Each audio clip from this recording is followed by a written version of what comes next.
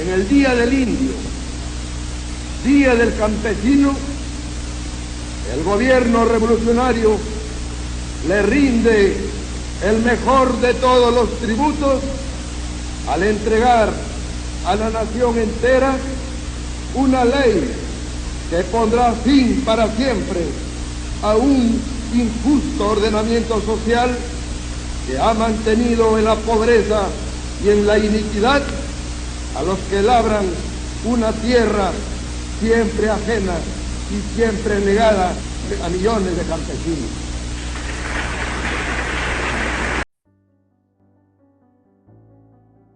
El gobierno de Velasco Alvarado y la reforma agraria peruana. La reforma agraria fue impulsada por el gobierno revolucionario de las Fuerzas Armadas en 1969, liderado por el general Juan Velasco Alvarado. Esta reforma fue necesaria y positiva en lo social y político, pero económicamente tuvo muchos problemas, lo que hizo que sus resultados no fueran tan sostenibles como se esperaba. Antes de 1969, el Perú tenía una estructura agraria muy desigual. Grandes haciendas, conocidas como latifundios, concentraban la tierra en pocas manos, mientras que la mayoría de campesinos no era dueña de nada y vivía en condiciones de pobreza. Ya se habían hecho algunos intentos de reforma, como durante el gobierno de Fernando Belaúnde, que no lograron cambios reales. En este contexto, las Fuerzas Armadas dieron un golpe de Estado el 3 de octubre de 1968, diciendo que lo hacían para transformar el país desde sus raíces. Su propuesta era hacer una revolución desde arriba, sin partidos políticos, pero con participación del pueblo organizada desde el Estado.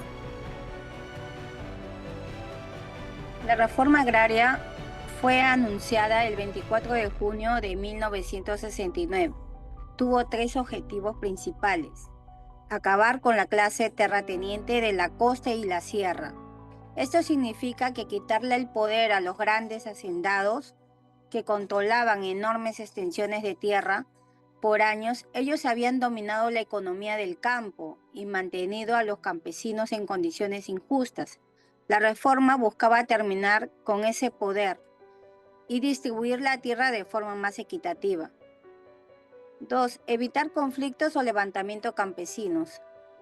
En varios países de América Latina ya se habían dado rebeliones rurales. En Perú también había malestar y riesgo de protestas o movimientos armados.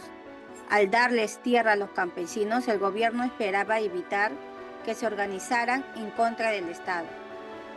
3. Mejorar la productividad agrícola del país. La reforma también quería que el campo produjera más. Se pensaba que al darle la tierra a quienes la trabajaban directamente, se aprovecharía mejor y habría más alimentos para el país. Sin embargo, esto no se logró del todo por falta de apoyo técnico y organización. Para lograrlo, el Estado expropió grandes haciendas y redistribuyó esas tierras a los trabajadores del campo, pero no se entregaban de forma individual, sino que formaron cooperativas agrarias de producción y sociedades agrarias de interés social, donde los campesinos eran dueños colectivos de la tierra. Fue una reforma radical que cambió totalmente la forma en la que se manejaba el campo. Esta reforma generó opiniones muy distintas para algunos. Fue una liberación, por fin los campesinos podían tener tierra y decidir sobre su trabajo. Pero para otros fue un desastre económico porque muchas cooperativas no funcionaron bien.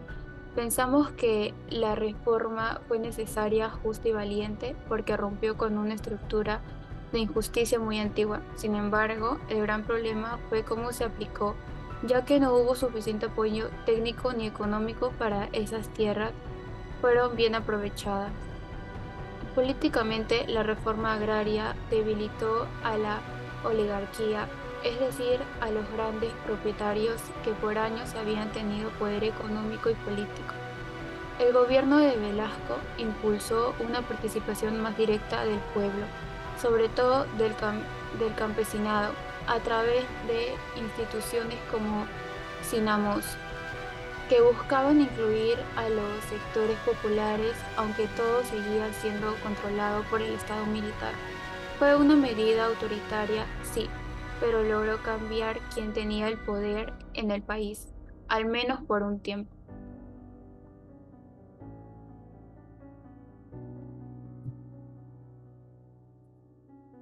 Económicamente, hablando de la reforma agraria, ya que estos los resultados no fueron los mejores, se entiende que las cooperativas creadas no funcionaron bien. ¿Por qué? Por tres razones. Una es que no había la suficiente capacitación para los campesinos, y muchos no sabían cómo manejar una cooperativa ni tomar decisiones productivas porque estos jamás habían sido dueños. Y el dos es el Estado no dio apoyo técnico ni financiero constante después de entregar estas tierras. El gobierno tampoco brindó la asistencia ni los recursos necesarios para que pudieran trabajarla bien. En el 3, bueno, se desarmó un sistema productivo sin tener listo otro mejor. Esto hizo que el método de trabajo en el campo cambiara y diera un cambio radical, porque tampoco se creó otro sistema claro ni organizado. Asegura que eso tampoco aseguró buenos resultados. Y bueno, con esto la productividad del campo bajó y el país solamente le quedó empezar a importar más alimentos del extranjero.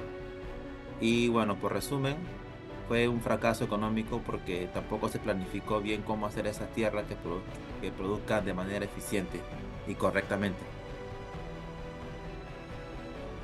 En consecuencia social, podemos decir que tuvo efectos positivos, ya que por primera vez miles de campesinos dejaron de ser empleados y se convirtieron por primera vez en dueños de tierras, ¿no? De tierras que trabajaban.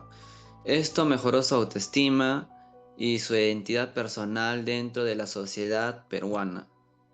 Además, había muchas o comunidades indígenas que antes ni siquiera eran reconocidas, lo cual, a pesar de esas regiones que no se adaptaron muy bien a los cambios, tuvo o generaron un buen reconocimiento social para los sectores rurales.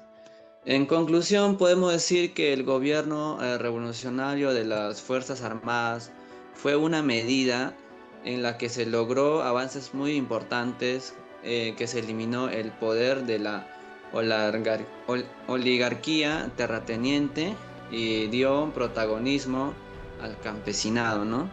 Y que ayudó a construir una nueva identidad nacional.